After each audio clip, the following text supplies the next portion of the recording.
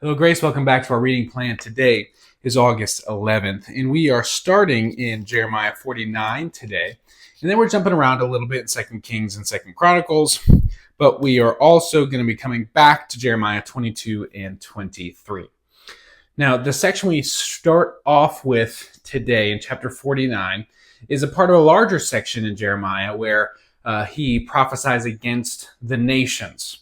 From about chapter 46 to 51, he's prophesying against the nations. Now, this shows something significant about God, is that he is impartial. He judges anything and anyone who is abusing and taking advantage of his world. And the judgment is remarkably similar to Jerusalem and to Israel. He's judging them for trusting in themselves, trusting in other nations, in their own wisdom, in their fortresses, in other gods, as well as in the way that they are living within his world, that they are living unjustly and oppressing and persecuting others. And in chapter 49, we see that he's prophesying against Ammon, the Ammonites, about Damascus, the Edomites. And then in chapter 51, he actually prophesies more robustly against Babylon, and actually is longer than all the other judgments against these other nations combined. And that is interesting because while Babylon is being used as God's instrument at this moment in time to exile the nations, to exile Jerusalem and Judah specifically, Babylon will be judged because of their trust in themselves and their trust in their might, rather than turning and being obedient to God. As we read yesterday in chapter 18, is that God's like, if a nation repents, I will turn from the wrath that I promised. But if I promise good and they do evil, then I will also turn from the good that I had promised. And so this is an opportunity that Jeremiah is putting forth for these nations to repent and turn from their wickedness, though we know that they do not. Then we get to 2 Kings and 2 Chronicles, where it talks about Jehoiakim passing away and his son Jehoiachin becoming the next king, and he lives for a few months. Now, this is before the second exile. So already the rich and the noble people and the educated people have been taken to Babylon. Now, we're right before the second exile of the rest of the people. And so chapter 22 is a prophecy again, a prophecy against Jehoiachin. And then we read more about that, but I want to look at chapter 23 a little bit.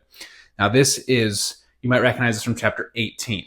Now, again, this is part of the difficulty of going through a book chronologically, the Bible chronologically, is Jeremiah and Isaiah and the other prophets, they might be speaking about specific times, yet the narrative of the book is connected. And so the editors of Jeremiah's disciples are placing these prophecies together to illustrate something interesting about God. Now, chapter 18, God talks about himself as being a shepherd and being a potter and having and forming his people into clay, but also that he is a good shepherd. And then he talks about here that he has placed shepherds again for Israel, his people, and they have not done wisely. And then he prophesies of Jesus.